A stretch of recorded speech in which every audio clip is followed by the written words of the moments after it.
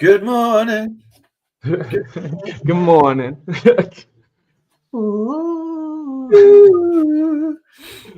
Good morning, everybody.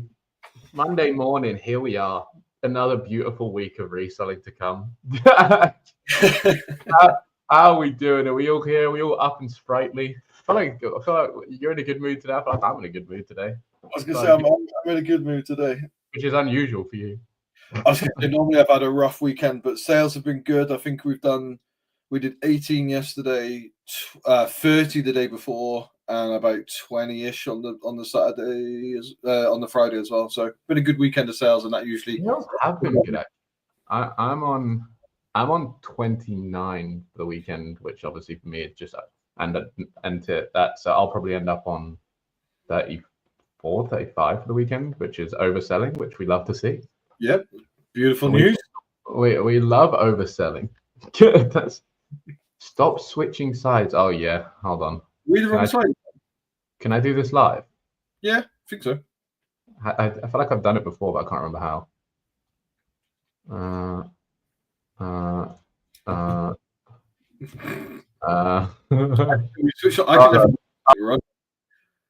Oh, he's got time. Oh no. Hey, I'm back. There we go. Even though this was the side that we're meant to be on. Is that the correct side? Yeah, because it's also the same side as our faces on the thumbnail as well. On the thumbnail, yeah. Well, even though if anyone saw the bloody Instagram post this morning, I don't know who those men were, but it was not us. It looked like two recovering addicts from rehab that had come out to take a photo. So morning, Simon. Okay, this morning, which is I think triggered by a few things. Obviously, we're going to be talking about motivation / discipline / habits / anything else you can involved in the success of a business. But I think the main one is motivation, because I think motivation has I say a stigma, but I don't know if that's the right word around it, where it's like a lot of people rely on it. It's generally thought like, oh, I'm not motivated to do this, I'm not motivated to do that. Like, normally you hear it in a gym context half the time, right? Like, people not motivated to go work out and do the thing or diet or whatever. I feel like you can compare a lot of business to gym habits. So I feel like I do this a lot, actually. But I feel like people rely on it, and you know when you get that 3 a.m. motivation when you like watch a video and you're suddenly pumped up, you're like, I'm gonna hit the gym tomorrow and it's gonna be great. I'm gonna be ripped by summer. It's gonna be sick. I'm gonna have a six-pack, everything. But I think people's belief is kind of wrongly put a lot of the time, in my opinion. So I don't know. I didn't know exactly how we're going to start this, but I thought we'd start by basically going through our business journey, right?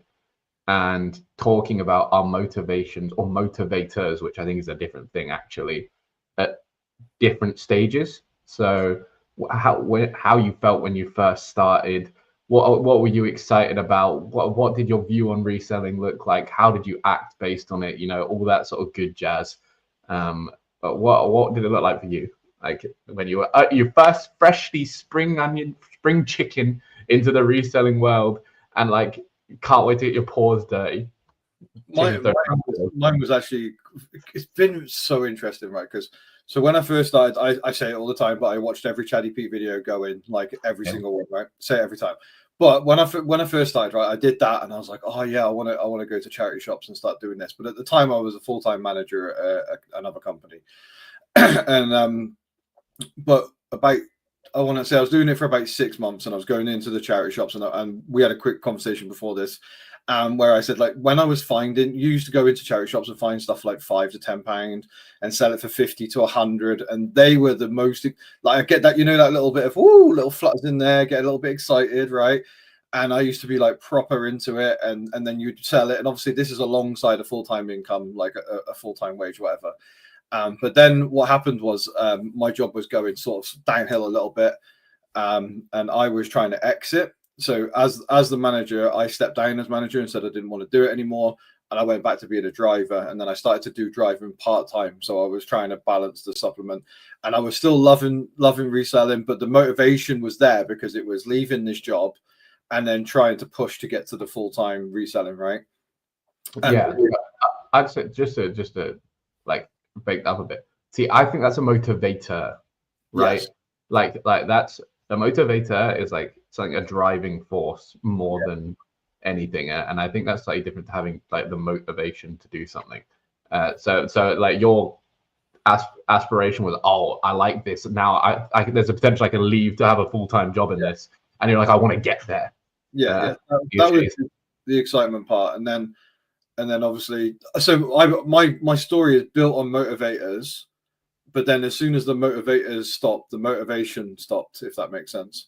Mm-hmm. So like once we did the transition, we went from part-time driver to full-time reselling, and then I think that was in I want to say February, and then the next motivation was to get Tasha out of, because she worked for me at that company as a part-time driver. It was to get her out of there, and then we did that by July. And then I would say for the first 6 months, the motivation and the excitement of all of it was still like full force. But then probably after that 6-month period of like being full-time, both of us being full-time, it's from that point on, like from when I first started 6 months in to now, my motivation, all it's done is this all the way down to like my motivation now to do like anything is zero. Like I don't have motivation, but I have things in place that I do every day, and it's a structure versus motivation. Sometimes you'll have like you'll see one thing I do see is that somebody will be like, I'm at the car boot today and I've just found this, and that might make me go into the car boot tomorrow, let's go, and I'll get like a little like a spring step. That's like the gym one. That is like the gym one when you're like, you see someone do it like a height workout video, and you're like, yes, I'm gonna go tomorrow. Like I want to go now. But that's I get those occasionally, but like in general, honestly, like I don't see a huge amount of things now that motivate me to do.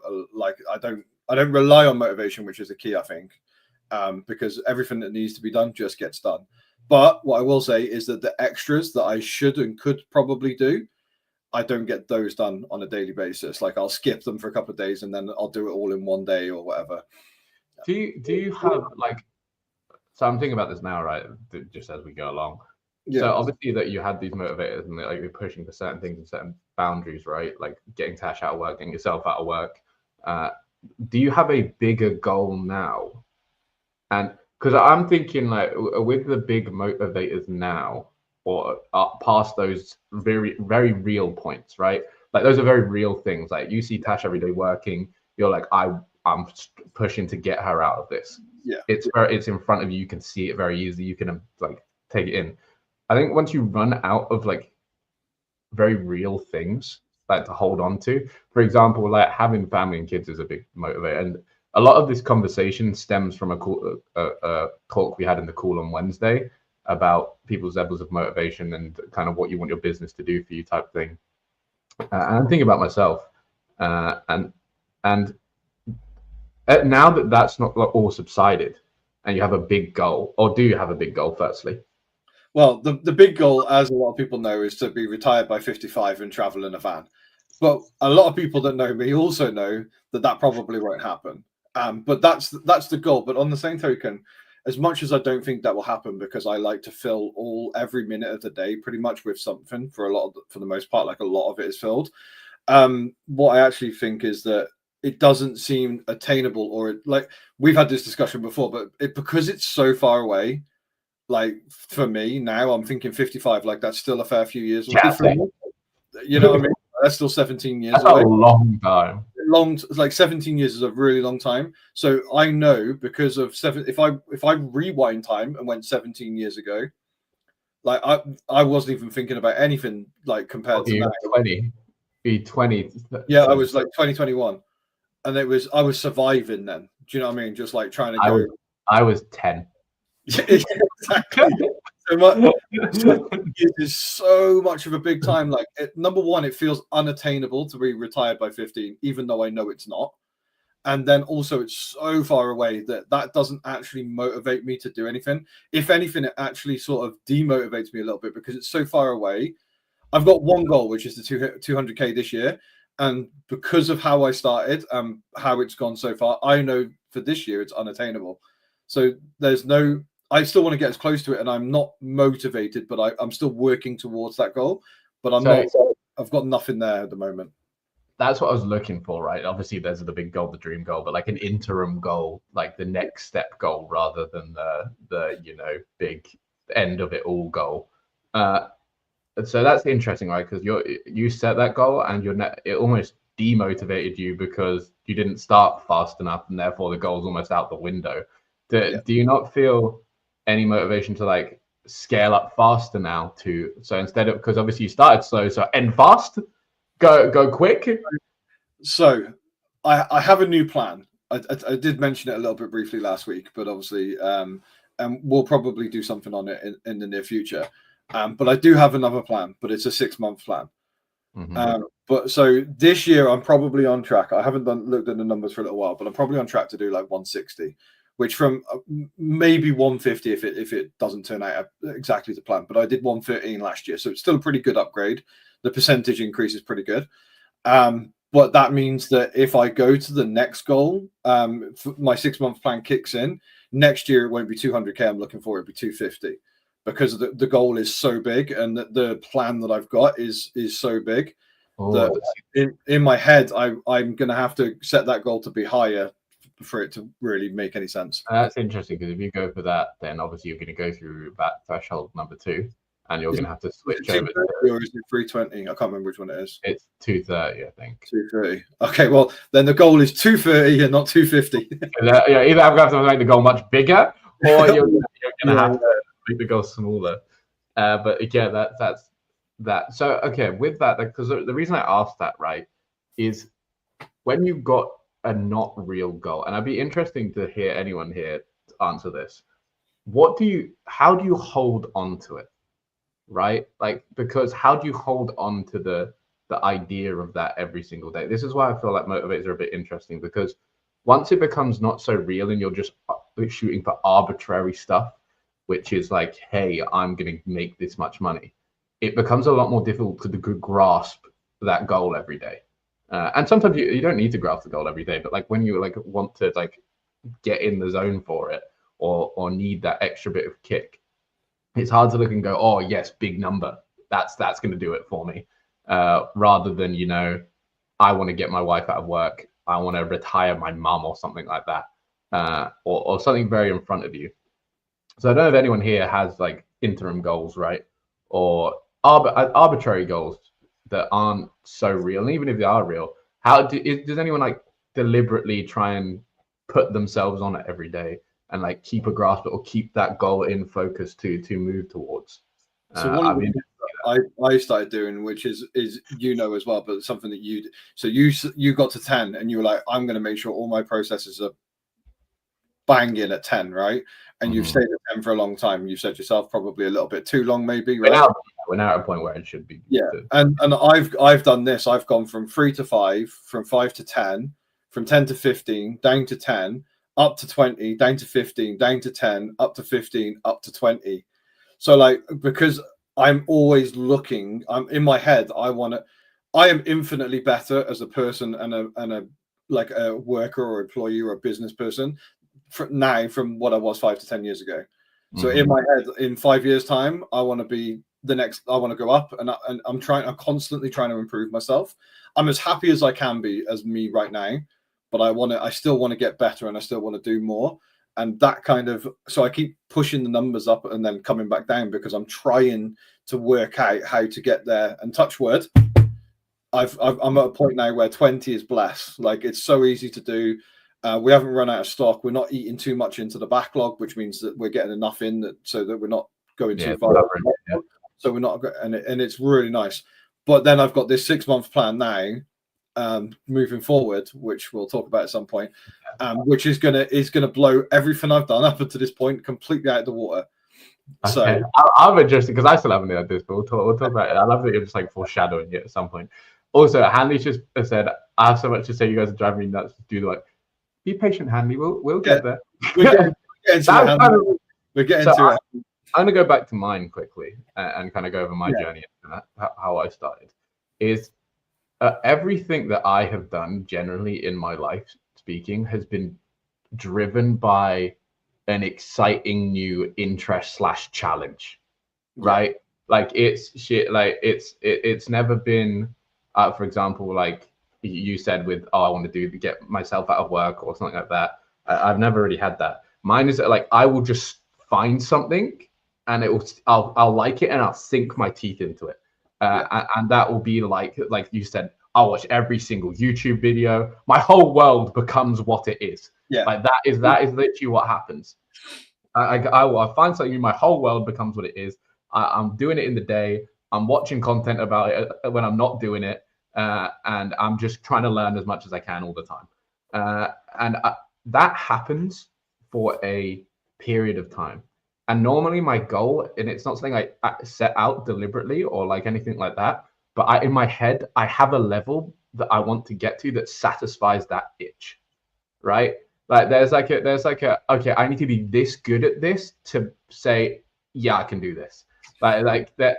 Mine is like achievement based on satisfying my own probably ego about how good I can be, or can I do this new challenge or thing that I have decided I like. That's how I've been through a few iterations with that, with different things. At one point it was Frisbee. I was sweating Frisbee when I was in my teens. Like every single day I was watching content about Frisbee. I at one point I got up at like 5 a.m. to travel to London to meet a pro Frisbee player to hang out. Like, if anyone thought I was cool, that might destroy my cool image. But that, at one point it was that. And business wise, I've been through marketing, I've been through crypto, I've been through Amazon FBA. This is where I landed, right? But that is my thing. That's my thing at the start. And aside from that, I have nothing, right? To me, I have nothing else. And what was happening in a lot of those other businesses or those other things that I've chased is I've done exactly what I said. I'll push super hard, I'll grind, and then I will get to that tipping point where I'm like, and a lot of time what I'll do is project out what it would look like if I continued on the path I was on, and I'll look and be like, yep, that's pretty good. And even though I've not done it, like that projection like satisfies the craving in my brain. And then I'll just slowly teeter off, right? Like I'll slowly do. And then I stop doing the things I was doing. I stop doing the actions that were making me successful. And I fall off the wagon basically, and then I just don't care anymore. But this has been different. Very interesting. So my motivated start, this is exactly that. I was interested. I was all over it. I started everything and was doing everything.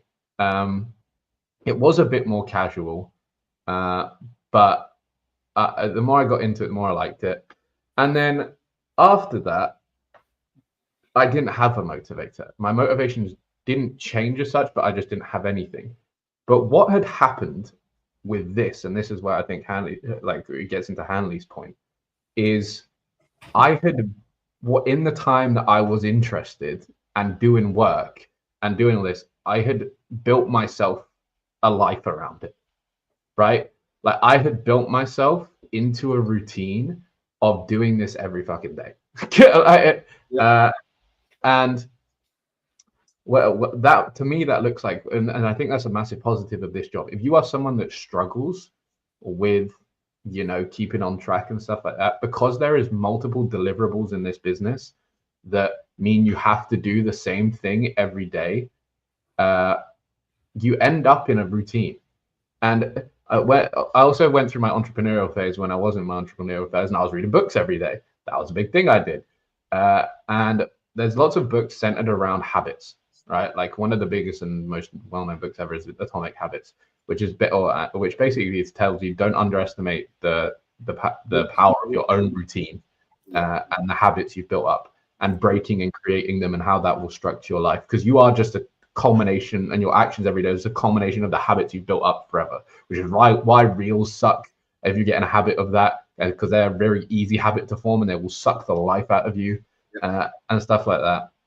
So I ended up in a position where I no longer thought about, I stopped watching so many YouTube videos. I wasn't that interested anymore.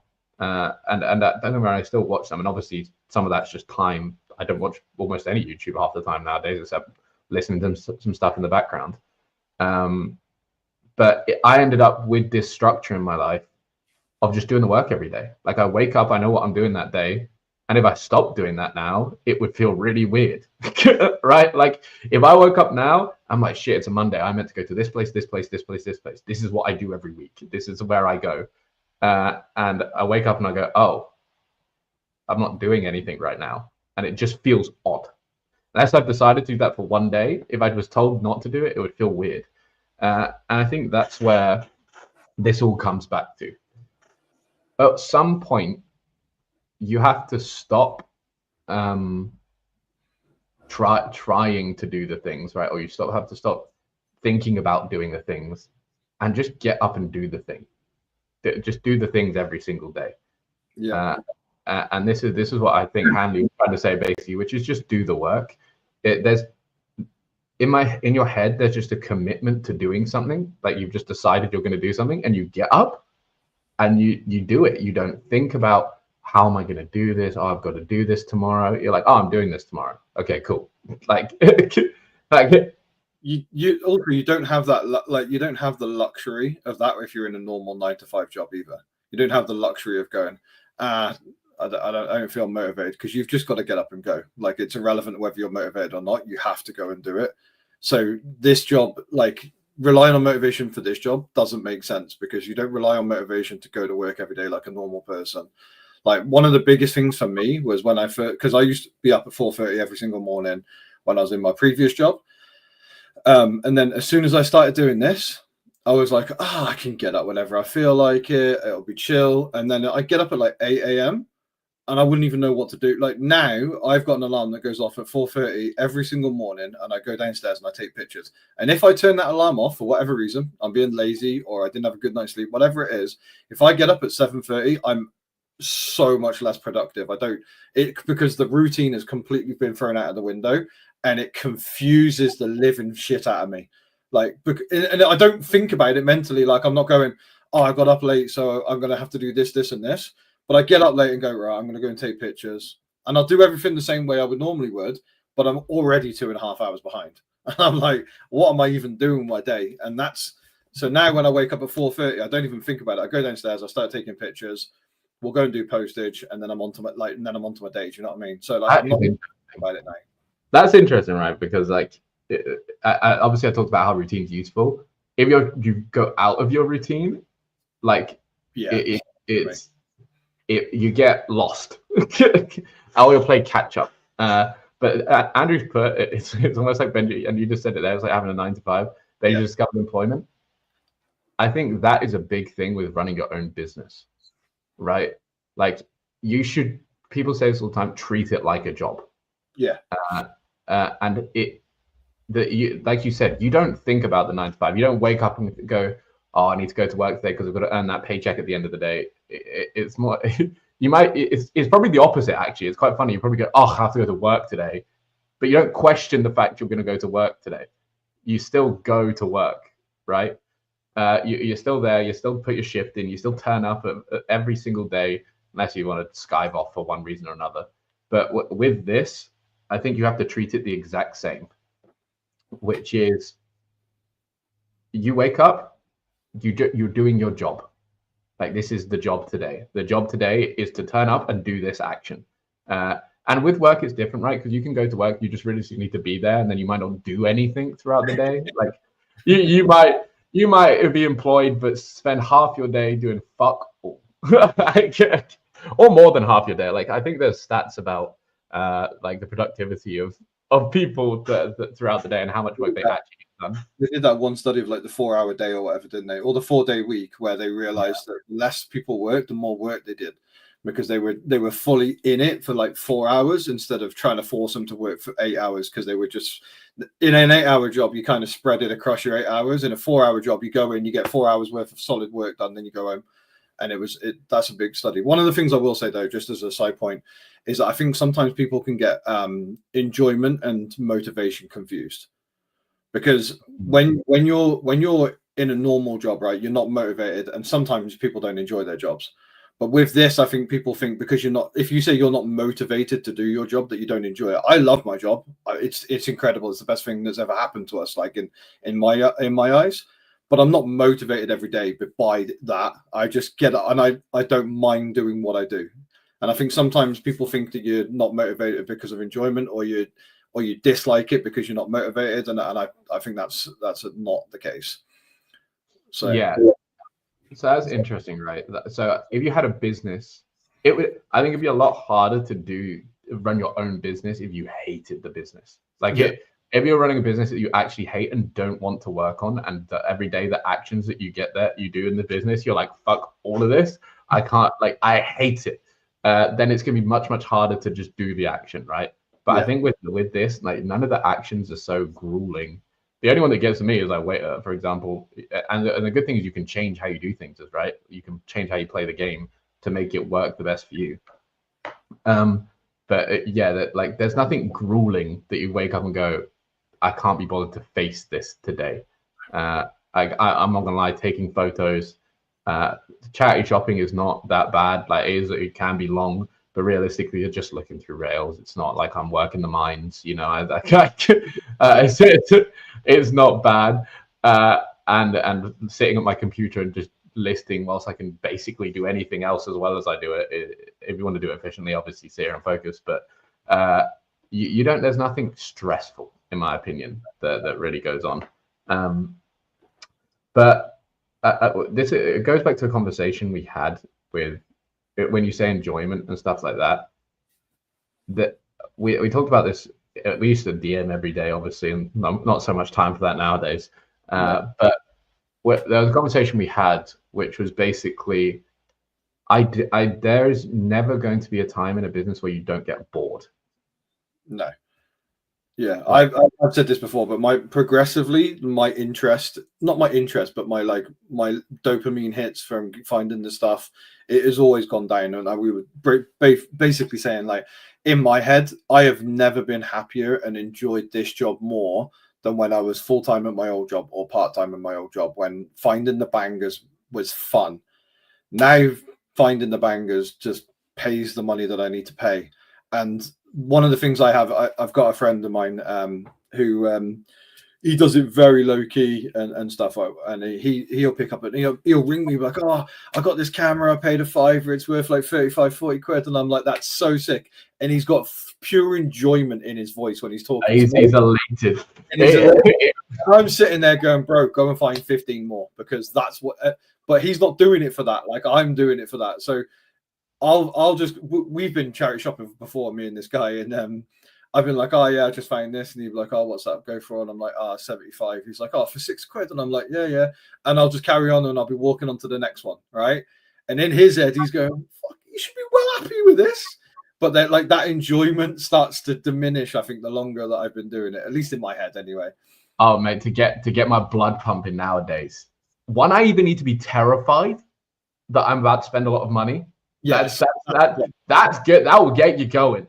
Like, if you think if you're about to spend a load of money, you're like, whoa, okay, here we are. Depending on how much money it is, obviously. And the other one, it has to be super high value. Like, it has to be.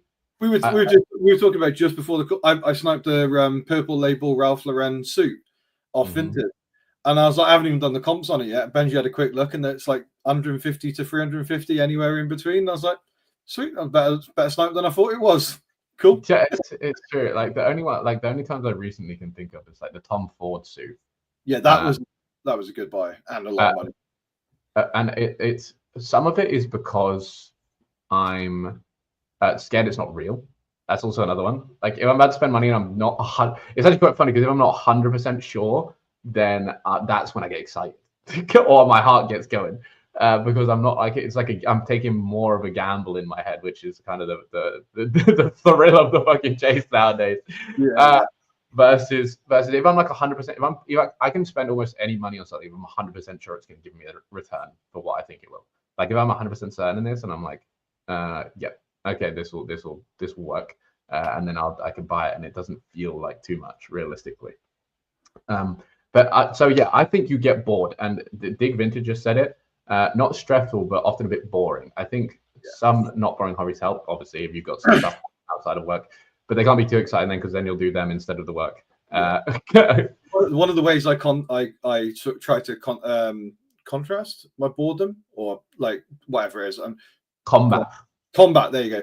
So one of the ways I try to combat my boredom is that when I go to car boots, I'm comping less, because your cost of goods are quite low at car boots for the most part. Like sometimes you'll have to spend 25, 30 quid, whatever.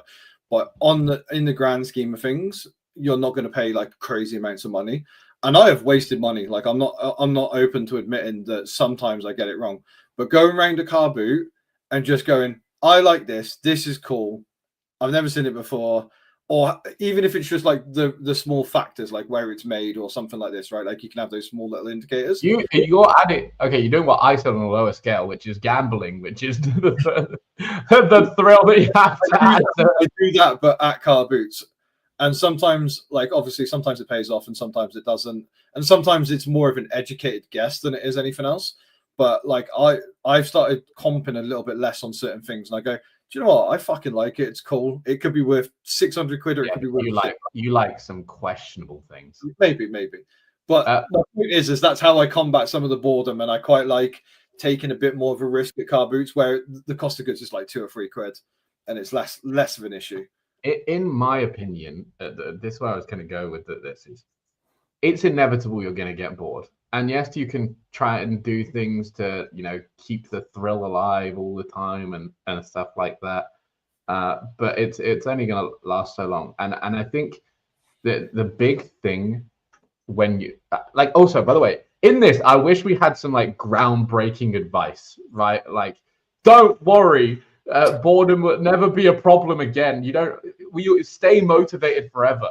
But it's not the case, and I think actually, if you want to sum it up quickly now, my actual advice would just be think less, do more. It's in my head, right? It's just built in. A lot of people that do reselling, they'll kind of just treat it as a fun sort of hobby, and I think if you can nail down like a time slot, structure your day and schedule your day in a way that makes it more of a business, more of a job stroke business. And I think that's the way you eliminate the need for motivation, because you'll just get up and you'll go, right, 4:30, 20 sets of photos done. 7 o'clock, go and do the post, done. 9 o'clock, charity shop till 5, done. 5 o'clock, come back, check admin, do any sniping on Vinted, whatever you got to do. In our case, do 700 calls a week on the group, whatever it is, and then 8 o'clock, 8:30, done, go to bed, wake up, do it the next day. And you don't need motivation for that. Like I said, you can take motivation from people to give you a little spring in your step, or maybe instead of doing 20 photos, you'll do 30 because you're feeling a bit more woo or whatever. But realistically, you just need to get shit done, and that's the main focus. What I would say, so on that note, it's kind of the similar thing, is if you do want advice for something like this, like get some actual actionable advice, remove, again, it's so stereotypical. So much stuff you talk about is so annoying, right? Because you hear it all the time, and forever, in everything you do, in almost any field, right? You hear really simple truths all the time. And you're like, it can't, like, I can't, how do you do that? And you just do it. You hear really simple truths, and you're like, oh, there must be something I could do, some like hack, some like smart thing that I like. What are people doing to make it? And it's really, really simple. But stuff like this, for example, the thing that comes to mind is remove as many distractions as possible. So one thing I've started doing is throwing my phone into work mode whenever I'm out, like out and about charity shopping. Which basically removes all the apps on my phone except the ones I need when I'm eBaying, and that's to eliminate, because I had a problem with sitting in my car before I get out of it. Right, I'd go to a town and then I'd look at some shit quickly. I'd sit in my car and I wouldn't get out straight away. So to do that, to get rid of that, I implemented this. And guess what? I removed the distraction, or I add an extra barrier, even adding an extra barrier to like get to it, and it's made such a difference. Like I was like, oh. Because now, it goes from looking at my phone and seeing I've got like a whole screen full of apps to click on. I see Instagram, I go, oh, let's press it. To focus mode, I've got this. I haven't done it, but I love it. And I look at my phone and I'm like, oh yeah, there's nothing to do here. So it's like all I can do is like check my eBay, which I do anyway. How do you go about not just switching it back over, right? Because in your head, you know you can just switch it back over. Because what I did with Instagram was I give myself a 15-minute window every day. And then and unfortunately, if you click on it again, it says your time's run out. Would you like to extend the time? And I just extended the time every single time. And then what happened was I went from extending the time from 15 minutes to 30 minutes, and then to an hour. And then I just took the limit off. I said, I don't need the limit. I'll just do what the fuck I want. And now, actually, believe it or not, I have implemented me just not actively clicking on it like all the time because mine has never been like I use Instagram and I'll use it as a way to just chat bullshit basically and just have a little bit of a vent or get some stuff off my chest, or maybe I'll show what I've done here, there, and everywhere, right? But my biggest factor was I was intaking all of the content all of the time, reels, all this sort of stuff. And I actually have found that I've stopped doing that anywhere near as much by not actually putting as much on Instagram, because I'm not going on the app initially to post. I'm not then sitting on it afterwards to go through and look at it. So you asked me how do I not just click it? Or how do I not just like undo it and go? No, you can just turn it back off. Don't get me wrong. Sometimes I do, right? But it's actually rare, because what happens is when with your time limit, right? Instagram, you can still see Instagram on your phone, right? And your habit is to click Instagram, and then once you're on Instagram, it's GG, it's over. And Crystal said a really interesting thing the other, like I don't remember, I heard it like a while ago, that she only looks at stories. Like, so she'll only go and she'll obviously, I don't know how many people she follows, but she'll look at the story she cares about. She will not scroll. She'll not do anything else. That's impressive. But it's hard. But what having it not on your screen does is it breaks the cycle pretty hard. Because versus when you're on the app, right? And you're, so for you in your time limit, when you're on the app and you're already there and you're doing stuff, it's very easy just to click one button to extend the time. Like, you're already on the app and it's like pressing another button on the screen. That's really easy. When it's not there, there is a break. There is like a like you consciously have to go, okay, I'm now going to press this button to bring it back to do it, which makes you think about why you've done it in the first place. Okay. Versus putting a time limit on it where you can still see the button and you automatically do the function. You need to break the cycle. And that's what that does for me. It adds the extra barrier to entry, or the conscious thought to put into it to have to do it. And that is enough to stop me doing it. And sometimes I will be in that state where I'm like, nah, really, fuck that. I can't be fucked to move. I'm going to put it back on. But it's generally speaking, it's made such a difference. Only the main point is actually remembering to put it on. That's actually the more significant one. And now, your biggest factor of distraction in general. What in it real and stuff? Yeah, like is it Instagram or is it other stuff as well that just gets you to? It's definitely Instagram. I think it's a big factor, like a massive like problem in our community for whatever reason. I think everybody's community probably, to be fair. It pisses me the fuck off. I hate it. I hate it with a passion. And I was talking to my mom about this because she's the same now. She never used to, right? She used to sit there and browse her phone and stuff, but she went down probably the different route of I'd say an older person, which is like Facebook first. Yeah. And then Facebook Shorts or Reels or whatever they're called on there. I'm not even sure. Probably Reels as well. I don't know. And she literally, I was like, how do you feel about the fact you watch those? And she was like, I hate it. I was like, I hate it too. Her implementation to make herself feel better about it is she's got a walking treadmill, and she's like, I'm gonna have to go on the treadmill if I want to watch these, so I'm doing something productive. I like that. Whilst I'm doing it, and I like it as well. But she was like, yeah, it's so simple, right? Like, you start on the content and things look very non-intrusive, and once you click on one of them, then it's just an easy thing. So my point in all of this, right, is one, I hate that personally. Yeah. I don't know anyone else out there. I think Jack said I modded. I have modded my Instagram so that only shows DMs and stories on the main page, no reels or posts unless you go directly to the profile, which is funny. And he says, CBA just scroll through pointless shit for half an hour. True. like, that's what I mean. You get off it and you're like, as some of them have been saying, whatever. But the main point being is creating a distraction-free environment. And I think doing that as much as possible makes doing things a lot easier as you go along.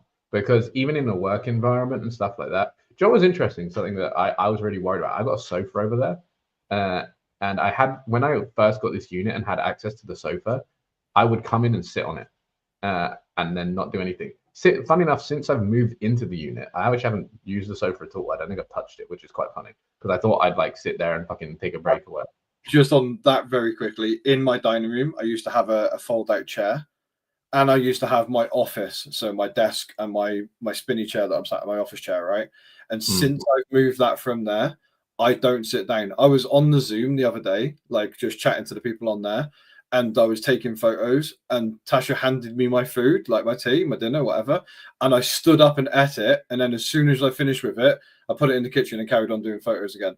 So one thing that by just removing anywhere to sit, you can't sit.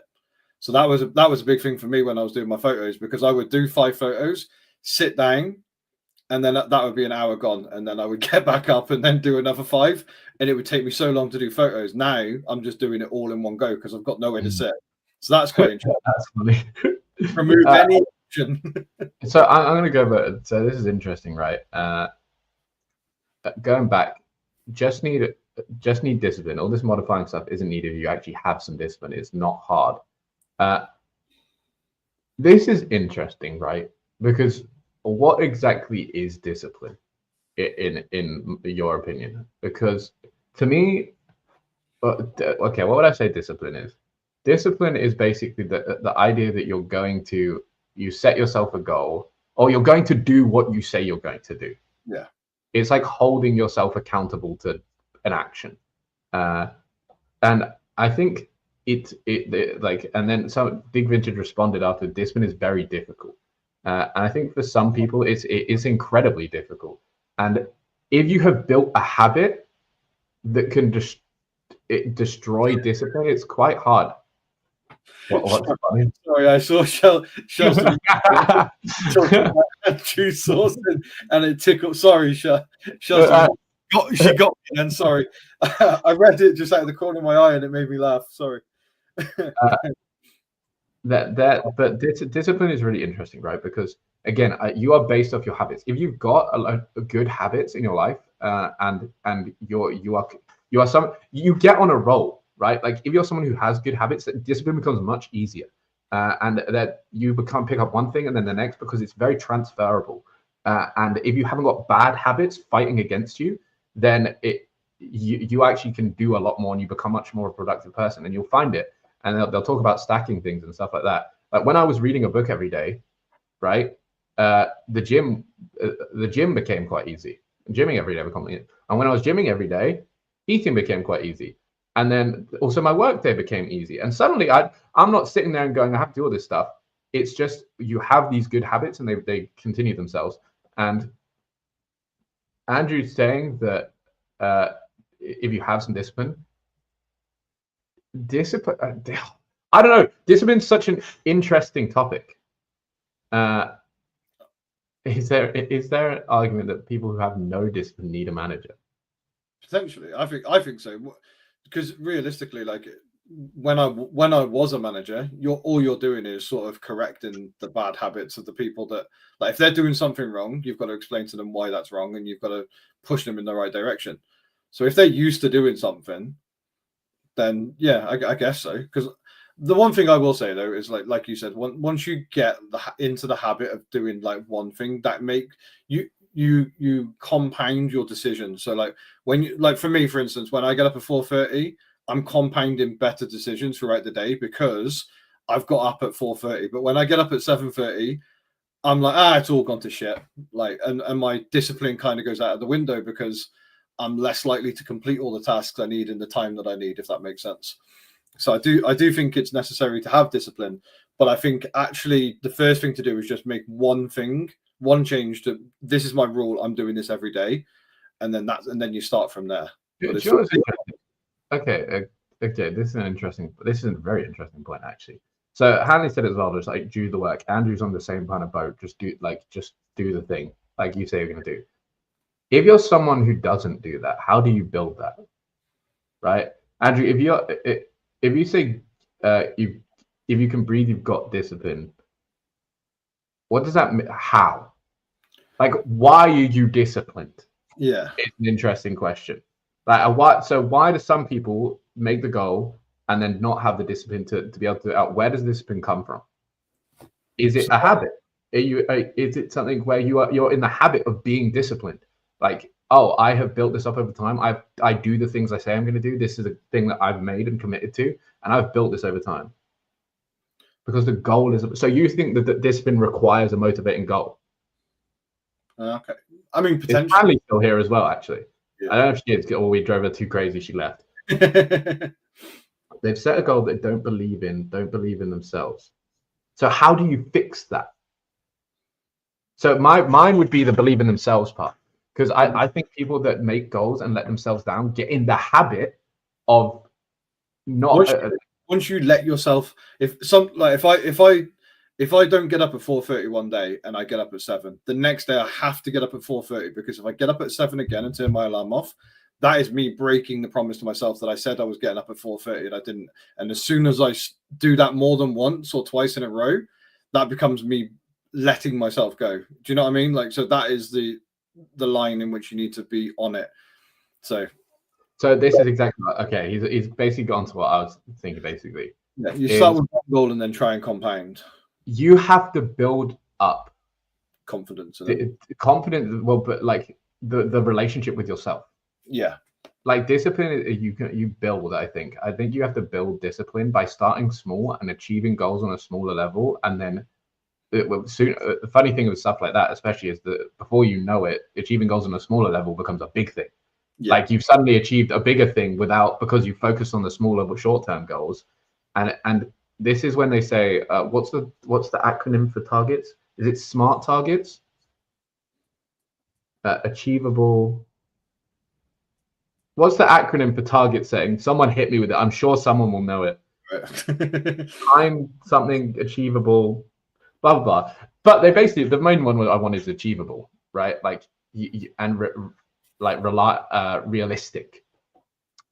Because if you're someone who struggles with discipline, what's the acronym, Shelley?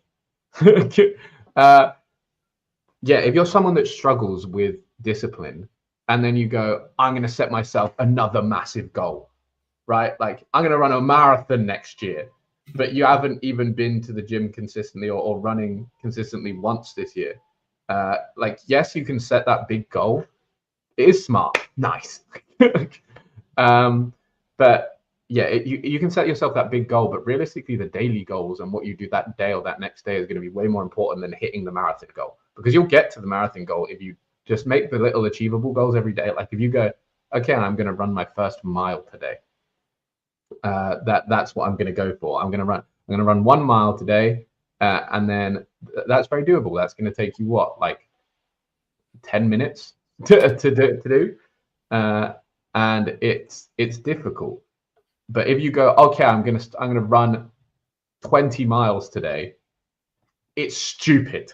You're not gonna go from nothing to running 20 miles in one day. But every time you do something that ticks off your list, right? That ticks that little box, like, oh, I said I was gonna do this and I did it. And then you go, oh, now I'm capable of doing this, and now I'm capable of doing this. And I think it doesn't require too much. Again, it's not too much thought, but it's just all you have to do is think about little goals you do. I consider myself quite a headstrong person. Like if I actually say I'm going to like really commit to doing something, my problem is I don't seriously commit to doing something because I know. Because one, I know two things. One, I will do it, and two, I know what the consequences are of me doing it. And you've heard me with 15 a day, right? Yeah. You haven't heard me say I'm 100% going up to 15 a day. right? You've heard me probably say, yeah, I should go up to 15 a day. I should probably go up to 15. Sometime. Like I'll be very laissez-faire about setting the goal because in my head, it's not something I'm committed to yet. But then once I've hit it, you'll never hear me be like, oh, I haven't done 15 today. Because I will, that's something I do now. And it happened with 10 and it will happen with other stuff. But I think that's an interesting place to get to. And I think you need to build, if you're someone who struggles with that, you need to build towards it. And if you have to put the things into place to get rid of the other stuff, so be it. Like if you've not got the discipline right now, do add some aids in there, add some things to help you. You hear it from even Alex Hormozi, right? Like one of the most successful business people in the world and has probably one of the most like focused minds on business you ever hear. He still wakes up in the morning. His shit to get work done is he sits in a dark room, no windows, no phone, headphones on, caffeine, just the screen. Get on. Didn't he say that he's the most effective is when he's working 30 seconds to a minute after he's woken up? So he literally rolls out of bed and goes straight to because he hasn't got there's no thought process. He gets out of his bed and he sits on his computer and starts working straight away.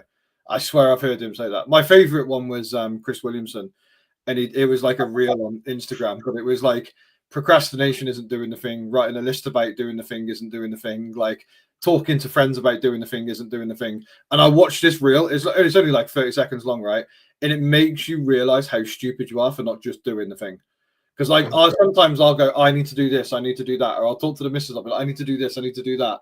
I'll write it on a to-do list. If I just got my ass out of my chair and just went and did it, then it would be done, wouldn't it?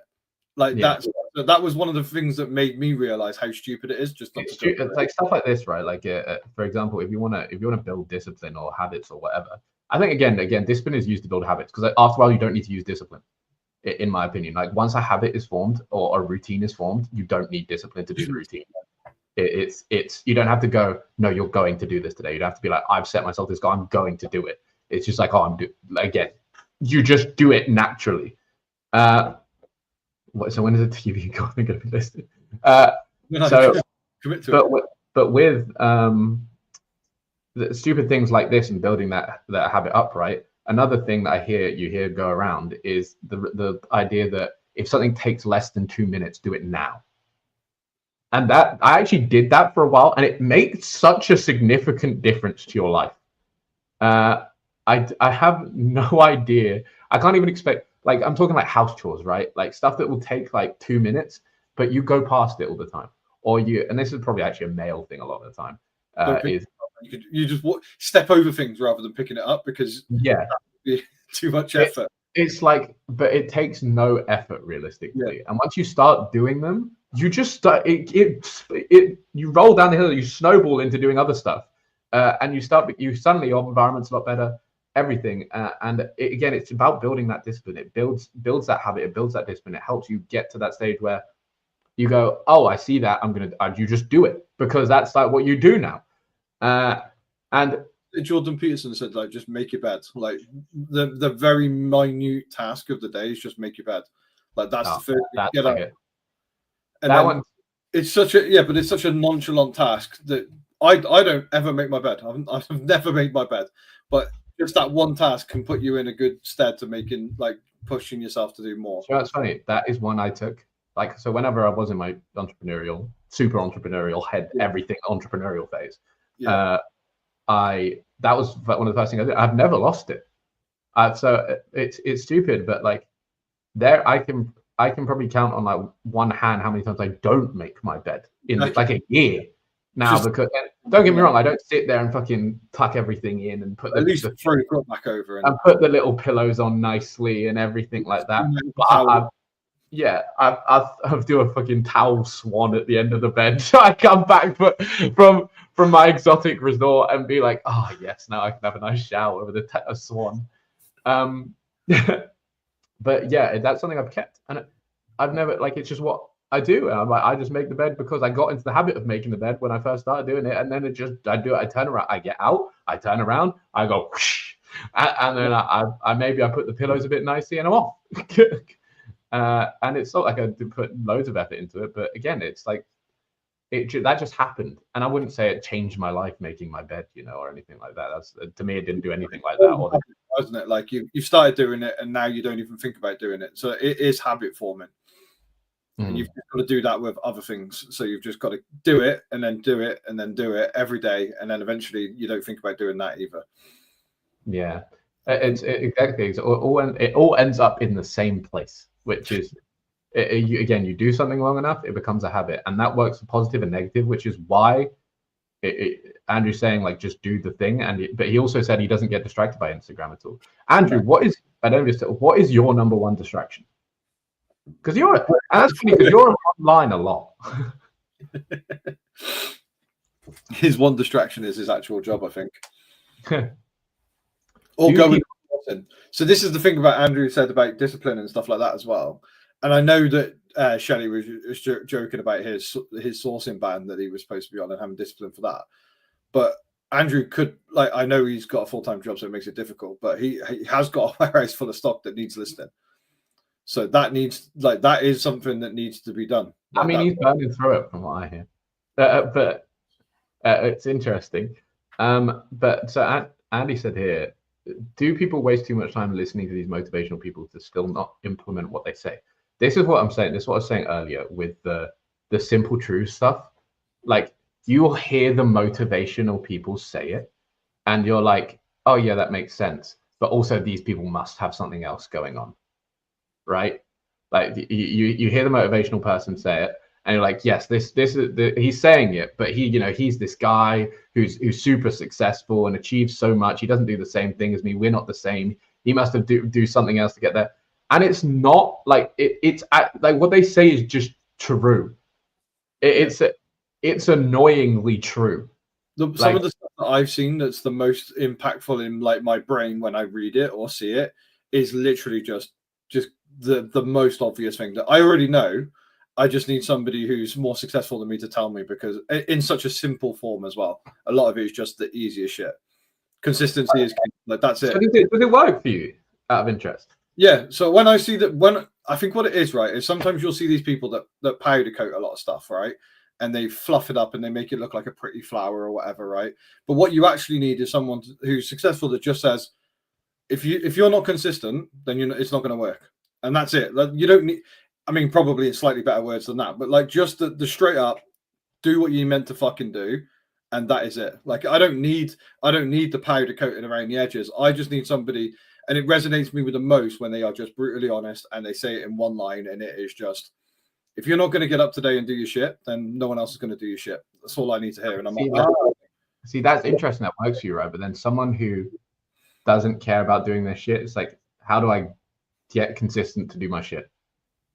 Yeah. I've never had a problem with, I personally don't need motivation to get up and do the thing that I need to do, right? And I personally don't have a huge discipline problem. Mine more so is probably just like food. I eat shit food instead of like eating better food, which I've changed some things to make it easier, but I still snack on crap, right? And I don't have any discipline in that factor. But when it comes to actual work and what I'm meant to be doing, I don't need any discipline, any motivation for the most part. I just get up and I get it done. And occasionally I'll see something and I go, I'm on the right track because somebody else here has said, stop being a dickhead and just get it done. And I'm like, right, that's me. Right, let's go. I'm doing it. Yeah, I'm doing it, and that's it. And I think that's the thing. I think it's incredibly difficult if you do struggle with those things. Like, if you can't get your discipline and you can't keep consistency, that's when we've seen it. Like, loads of people that are in part-time work, and they struggle with building themselves up and up and up, building the business up enough. Sorry, to get to like a full-time doing this, right, instead of working part-time. And a lot of it is just down to they can't keep the consistency because they can't find a balance between the full-time job and the part-time this. And it gets really, really difficult to balance it. Or they allow themselves too much leisurely time, and they obviously don't have that switch, which is another, I think it was on another podcast, but they were saying like the distance between something being unbearable and good and okay. Like, if it's just okay, you're going to stay in the job longer.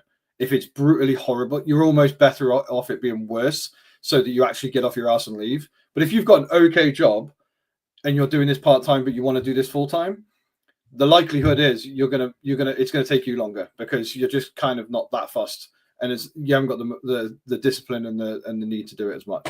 So do you know what's funny? This kind of sounds stupid, but I know what I'm like, right? And I'm very adaptable, and I will end up just doing the thing I'm doing. Like if I'm meant to be doing a thing every day, I will just do it, and I won't think about it, and there's not often I won't change it too often. And for a work example, a part of the reason I never worked for anyone except for like TGI Fridays when I was like a teenager or whatever. But I never wanted to go into a job, or at least a job, because I knew I wouldn't leave. This is stupid, but like if I went into just like a part-time fill the gap job, like being a barista or something like that, I think I would find it incredibly hard to stop doing that. Because once I'm in the house, because I don't care enough about the fact that I'm doing it, like it wouldn't be hard to me. I wouldn't dislike it that much.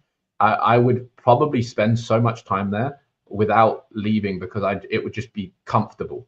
And I struggle with that sometimes. And I know if I ever started something like that, it would be very difficult for me to get out of mentally, because if I've got a job where I'm okay with it, like again, I will just do it. Like there's no problem. I won't question doing it. I'll just carry on every single day and do it. Like you can make a change in my life. Like quite often I'll adapt to it straight away, and then it won't make any difference realistically. And I was always worried that I was pretty confident if I started a job like that, I would never get out of it. And that is not a good path to go down for the most part, to be stuck somewhere like that for forever. One thing, so this is an interesting one to me, which is getting results is the best motivator. So do the job, get the results, and you'll be motivated to do more. This goes against what I was saying earlier. So when I started this and I said I get to a certain level of results and then I'm satisfied. Yeah, you're happy with it. So this is true for a lot of people. Like the achieving the goals is like gives you the satisfaction, the reward, and then you want to achieve it again. A lot of the time with stuff like this, though, it's quite similar to me, and this is also something I've heard Alex Hormozi say, which is two things actually to kind of sum this up. In the last point is, if what people will often do is get to level 3 of doing something, and then they'll be satisfied. They'll get to level 3, and then they'll go look to get to level 3 again in something else. And that's me, right? Because level 3 is you achieve quite a lot, you do fairly well, you've got the rewards for doing that thing and achieving the goal decently. But it's now a bit boring, like doing the task every day. And to get to the next level, it's like not that interesting to you. So you go start something else and get to level 3 in that. And that is not what leads you to have a very successful business in any sense. You're not going to get to somewhere which is super high achieving, and if you get to level 3 over and over again, and you never really get past that. That the bit that I think is the most important here, and again, I think is what we need to, why habits and all of this is important, is don't stop when it gets boring. Right? Like, this is what I said, why we brought up. Reselling will inevitably get boring. Dig Vintage said, like, everything will inevitably get boring for the most part. I don't care like what goals you're achieving. At some point, it stops meaning so much to you, and you have to maybe find new goals or something like that. But everything will get boring. And if you really want to be successful and carry on, you just have to not stop when it gets boring. Being bored shouldn't matter to you. It's hard to say that, and because obviously our brains are like monkey brains, and we're like, oh, we like we like satisfaction, rewards, and doing the boring stuff isn't that rewarding a lot of time. Maybe the end goal is for you, but for me, like, results isn't that interesting. Like, I don't like, if I make more or do whatever, it doesn't make a massive difference to me. Whereas I'll just keep doing the same thing. I've always been like that as well. I get so far into something. Like, I started going to the driving range and playing golf, right? And then I got to a standard of which I could teach myself, like, just off the basics. And you do that for like a couple of weeks, and you're like, I'm not getting any better. I'm not really doing anything. I'm kind of just staying pretty stagnant. And then you get like, eventually it just gets boring hitting a ball like into a field, right? And that's kind of the same thing with everything that we're doing. In terms of the burnout side of it, do you think you'll ever get burnt out, or have you been burnt out? Or oh yeah, that was meant to be part of the topic. Yeah, I just thought it'd be interesting to end off on like whether you think burnout is actually a thing, because I know a few resellers have struggled with it. I think Mel's back from burnout, right? Like she's had a couple of stints in her YouTube career, like where she's got burnt out, and obviously doing what we're doing on top of doing a full proper YouTube, like it's probably very difficult. Like, is it just a case of being able to balance things better, being better at time management, or is it just not taking on as much more than you can do? Like, what is it that burn out? What would burn you out? I feel like I'm a bad person to ask this to. Because I think burnout happens. Why do I think burnout happens? So I never feel too much. Again, burnout comes from strain, right? Yeah. Either mental strain, physical strain. Like you're putting your mental or physical body through a lot of strain all the time, and eventually it just like, I can't take anymore. And I think the way to avoid burnout a lot of the time is working to a manageable level of strain, and then also having recovery, right? When you're, for example, again, I'm going to go back to the gym once again. I'm going back to gym land once again. Or even my friend was a professional rugby player, right? Or semi-professional rugby player for quite a while. And sometimes he would run himself ragged, and then his body would just die. Or he'd stop and everything would come like crashing down, right? And like lots of things would catch up with him. And same with you. Like you say, you would push yourself really hard, and then you'll have like a spell where you get ill and like don't want to do anything and have to stay at home and do fuck all.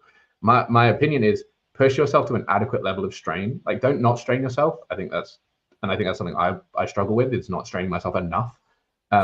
But if you don't want to get burnt out, put the strain in to make yourself grow a little bit stronger, right? Like the gym, like you go to the gym, you work out, you put that strain in for that bit, you tear down your muscle fibers, but then don't forget to recover. Don't forget to do the other things that are meant to keep you healthy and keep you on track. Because if you make everything about straining yourself, you're gonna crash. So if you do want to strain yourself, never don't strain yourself. Life's about growth, and it being interesting and achieving things requires strain. But strain yourself to a level that's manageable, and do not forget to recover from that. And I never feel like I'm strained particularly, because I probably do too much recovery, right? Like I strain myself, and then I spend too much time watching shit and like decompressing as such. Like people, it sounds stupid, and like it is for some people.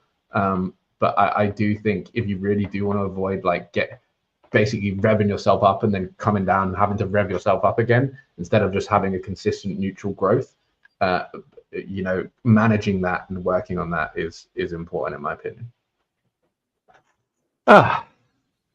So what, do you have anything on burnout actually before we finish? No, I was going to say that one of mine was the charity shops. I spoke to you briefly before. Like just charity shops for me were getting to the point where I was going 6 days a week, 9 to 5 every single day, and sometimes you do like 4 towns in a day. I would be leaving the house at like 6:30, 7 a.m. sometimes, not getting home until 6 p.m.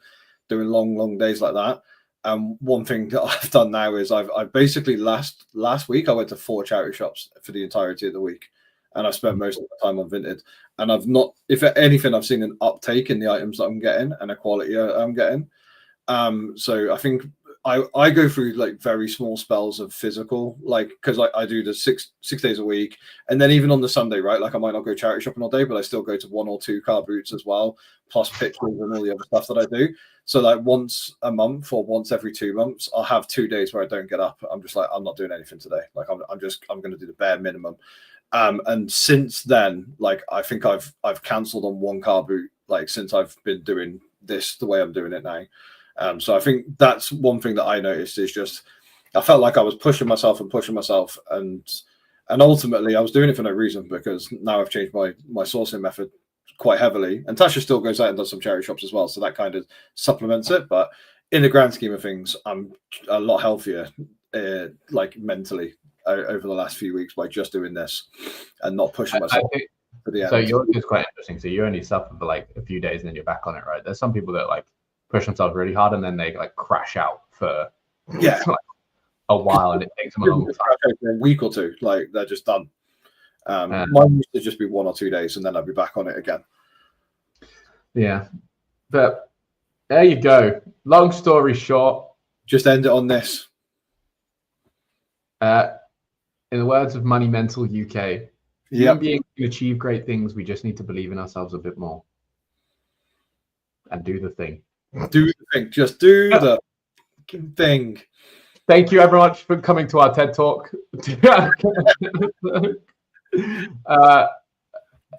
Thanks for showing up. Hope you enjoyed, and we will see you next week. Play the outro.